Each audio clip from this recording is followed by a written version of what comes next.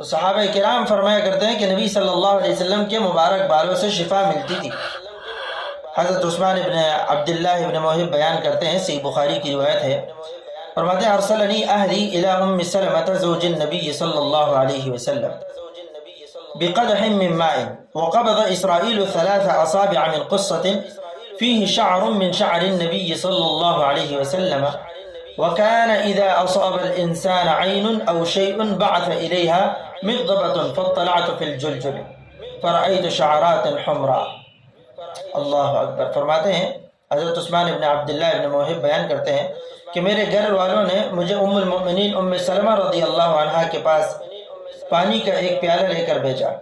راوی اسرائیل نے اپنی 3 انگلیوں کو سمیٹ کر اشارہ کیا، اس پیالے میں نبی کریم صلی اللہ علیہ وسلم کے مبارک بال تھے۔ اللہ اکبر۔ جب کسی شخص کو نظر بد یا کوئی تکلیف پہنچتی تو وہ ام سلمہ رضی اللہ عنہا کے پاس پانی بھجواتا۔